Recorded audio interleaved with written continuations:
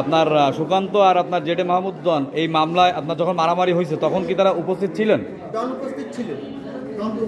আর আপনার এসআই এই যে সুকান্ত সুকান্ত দাস আমাদের মামলা পরের দিন করতে দেয়নি। ওনার কথা যে এখনই বলতে হবে, আমরা যেভাবে করতে চাচ্ছে এইভাবে করতে হবে, এর বাইরে যদি তুমি যাও, তুমি এখন আইছো, তোমার এখন আবার সব চালান দেওয়া হবে, তুমি তোমার ভাইয়ের লাশও মাসে দিতে পারবে।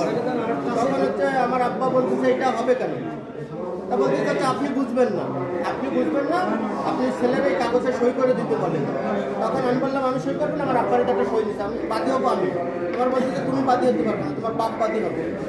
আচ্ছা কেন? আমার আব্বা তো বয়স হয়ে গেছে, আব্বা তো বোঝে না, আমি মামলার বাদী হবো। আমার বাদী হতে দিচ্ছি, বাদী করছে ওরা আমার বাপ, আমার আব্বার দাঁতে তারা সই দিতে পারবে। তুমি বাইরে যাও, চাচার সাথে কথা বলবো।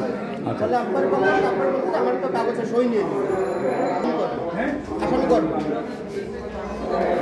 কারণ যে আসামি মামুনের গ্যারেজে মারা হয়েছে সেই মামুন তো স্পটে, সেই মামুনের রিমান্ডে নিয়ে সুকান্ত কোনো তথ্য বার করেনি। রিমান্ডে আমি গেছি, মামুন তো জানি না।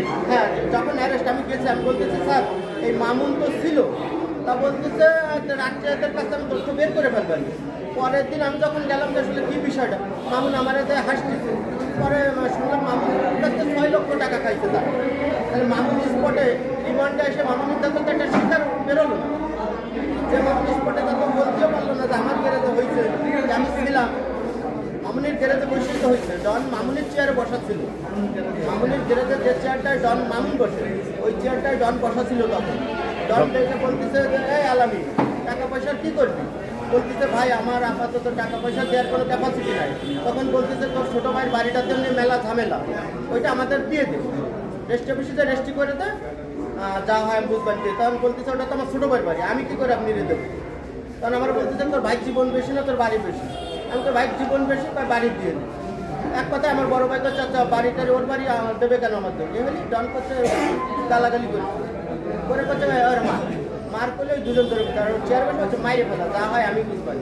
চোর আমাদের এই বাড়িটা ভাঙচুরও করছে, অস্ত্রতে আমার অ্যারেস্ট করেছে। তারপরে এই বাড়িটা ভাঙচুর করেছে, আপনি যাই দেখেন এখন আমরা শাড়ি নাই, বাড়ি একটা গ্লাস নাই, কোনো কিচ্ছু নাই, বাড়ির সব ভাঙিয়ে ফেলেছে।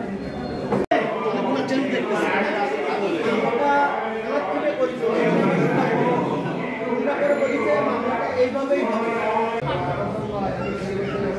একটা প্রশ্ন, এই যে ডন সাহেবের কথা লিখছেন, বলেছেন ডন সাহেবের আগে মামলা দেওয়া হয়নি কেন?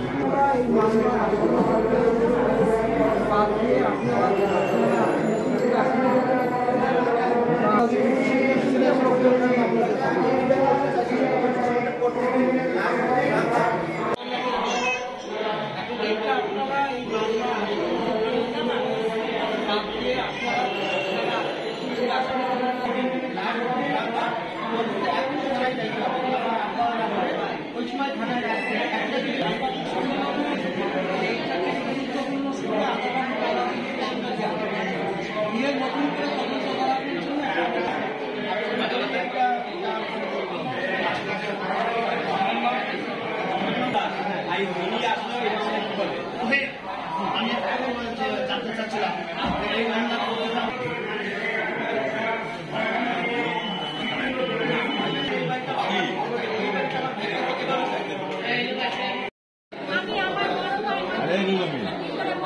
বসার পর পরিকল্পিত বাকি আসামিরা আসামি পূর্ব পরিকল্পিত মোতাবেক দেশীয় অস্ত্র হয়ে আমার ভাইকে হত্যা করার উদ্দেশ্যে 2 নং থেকে 7 নং আসামিদের হাতে থাকা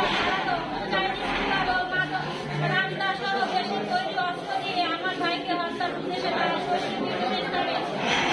করতে থাকে, দলবদ্ধভাবে দিতে থাকে। আর আমার ভাইয়ের বাম হাত দিয়ে সেখানে তার বাম হাতের 4টি আঙুল কেটে পড়ে যায়। আমার ভাইদের মৃত্যু নিশ্চিত করার জন্য তার 2 পায়ে আঙুল ঢুকাতে থাকে। 11-12তে